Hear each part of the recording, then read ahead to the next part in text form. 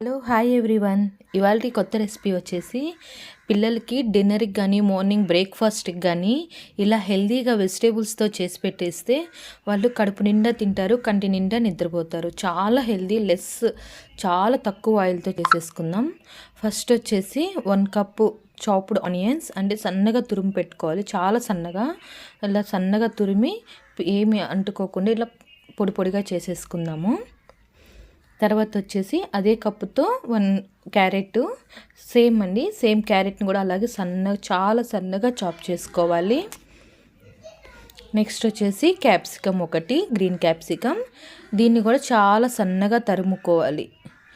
ఇలా సన్నగా తురుముకున్న తర్వాత దీంట్లోనే ఒక టమాటో అనేది చిన్నది, ఆప్షనల్ అండి. బేబీకి పిల్లలు 11 మంత్స్ నుంచి చీవ్ చేస్తున్న వాళ్ళకి పెట్టుకోవచ్చు. టమాటో జలుబు చేయదనుకుంటే పెట్టుకోండి, లేదంటే అవాయిడ్ చేయొచ్చు. తర్వాత కొద్దిగా కొత్తిమీర, అలాగే ఒక చిన్న టేబుల్ స్పూన్ ధనియాల పొడి, కొద్దిగా బేసన్ అంటే శనగపిండి వేస్తున్నాను.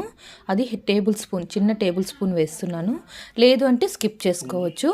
తర్వాత వచ్చేసి బియ్యపిండి, మెయిన్ ఇంగ్రీడియంట్ వచ్చేసి బియ్యపిండి అండి. ఇందులో బియ్యపిండి నేను ఒక 3-4 స్పూన్స్ వేసేసుకుంటున్నాను. ఇంకేమి ఎక్స్ట్రా ఏమి యాడ్ చేయలేదు, మైదా అట్లాంటివి ఏమి.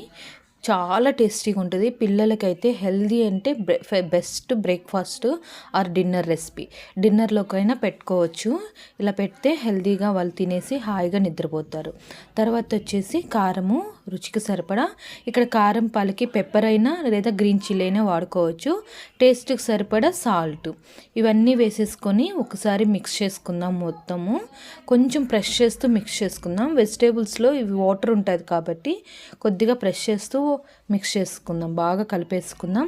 తర్వాత ఇలా కలుపుకున్న తర్వాత ఒక 2 మినిట్స్ ఇలా కలుపుతూ ఉంటే అది కొంచెం వాటర్ అనేది ఫామ్ అవుతుంది. కొంచెం ప్రెస్ చేస్తూ మిక్స్ చేసుకోవాలి బాగా. తర్వాత వచ్చేసి కొద్దిగా వాటర్ యాడ్ చేసుకుందాం. వాటర్ అనేటివి ఒకేసారి యాడ్ చేయొద్దు, కొద్దిగా యాడ్ చేసుకుంటూ కలుపుకుందాం, మిక్స్ చేసుకుంటూ ప్రెస్ చేస్తూ. అలా చేస్తేనే బెస్ట్. ఎందుకంటే ఎక్కువ ఒకేసారి వాటర్ వేస్తే అది క్వాంటిటీ అనేది లూజ్ అయిపోతుంది. మనము వీటిని చిన్న చిన్న అప్పాలుగా వేసుకున్నప్పుడు, దోశలాగా వేసుకున్నప్పుడు కొంచెం లూజ్గా ఉంటే అవి రాకపోవచ్చు. అందుకని కొద్దిగా వాటర్ వేసుకుంటూ కలుపు చేసుకుందాము. ఇక్కడ వచ్చేసి నేను గ్రీన్ చిల్లీ యాడ్ చేయలేదు. పిల్లలకి గ్రీన్ చిల్లీ పడుతుంది, తినగలుగుతున్నారంటే యాడ్ చేయండి, లేదంటే లైట్గా కారపొడి, లేదు అది కూడా వద్దు అని అనుకుంటే పెప్పర్ బెస్ట్ ఆప్షన్, పెప్పర్ అయినా వేసుకోవచ్చు. ఇలా మిక్స్ చేసుకున్న తర్వాత చూసారు కదా, ఈ క్వాంటిటీ ఉంటే సరిపోతుంది. మనము ప్యాన్ మీద వేసుకునేంత క్వాంటిటీ ఉంటే సరిపోతుంది.